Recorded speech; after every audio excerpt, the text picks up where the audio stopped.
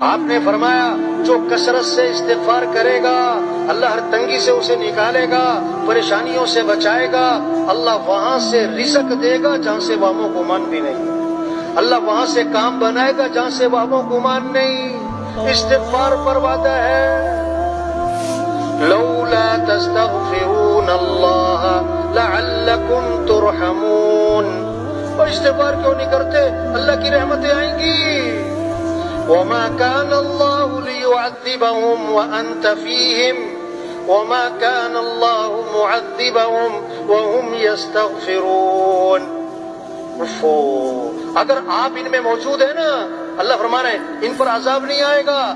اگر آپ چلے گئے تو جب تک یہ استغفار کرتے رہیں گے ان پر عذاب نہیں آئے گا۔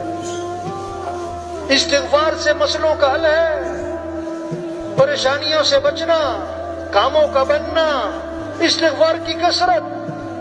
استغفار سے کیا ہے؟ ہمارے مسئلے حل ہوں گے، استغفار سے ہمارے کام بنیں گے۔